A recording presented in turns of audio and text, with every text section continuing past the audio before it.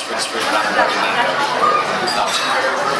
Pero pag ganito, it goes back to square one. So it's first year wala na credit.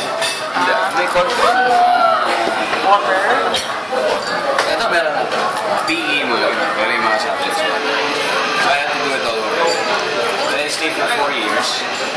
So since regular student ako, medyo ang dami pang units na hindi ko nagawa. Mga tipong, siguro may gusto mo ito 2 years worth din. So I look for a school kung saan marry niya yung kulang ko before at saka yung take up ko. Kung sa course na yung gusto ko, which is IS sa atin na yun, major in communication and management. So yung communications part, natapos ko halos lahat ng sa atin. In fact, in-apply ko ngayon dun sa pag-direct and everything. So I took up a business course in West Negros. So parang pinag-merit ko. So that's why they gave me the diploma. Pero yung sa West Negros, may pinili mo siya or? Yeah, naghanap ako and I came across the school because also, siyempre maraming options and yung father and friend works in the school.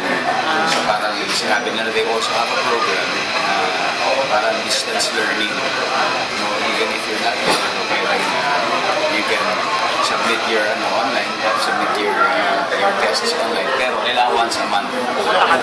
Which ginawa ko talaga every month para meron kaming consultation with teachers. So talagang pinili ko kahit na busy sa mga shows. Kailangan talaga rin. Why did you choose a business course this time?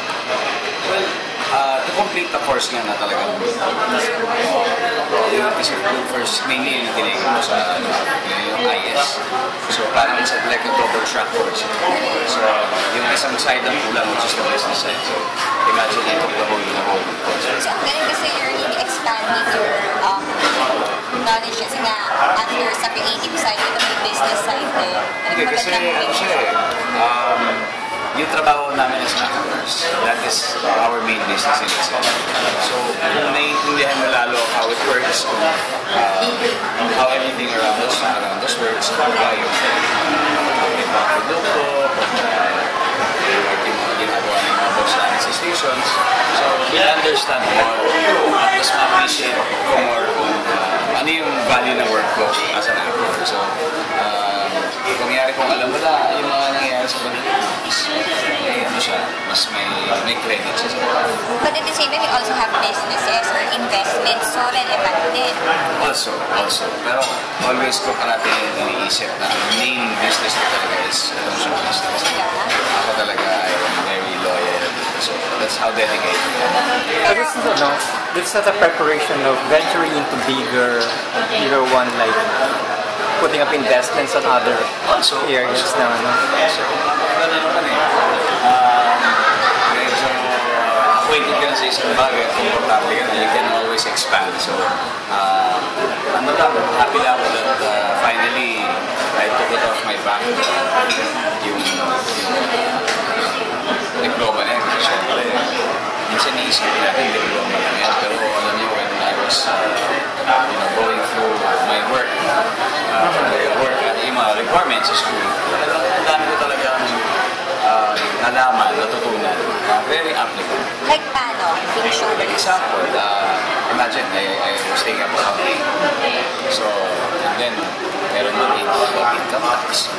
So, ito mga bagay nito, kung hindi mo matutunan sa classroom, you will have to go on extra effort para intindihin na yun, di ba? Pero doon, talaga ituturo sa'yo lahat. So, ngayon, maintindihan mo why you're paying this much. So, kung saan ang pupunta, paano na compute, mga ganun bagay. Naalagaan mo rin yung kita mo, Also, tsaka in a way, parang kami, we treat ourselves parang products.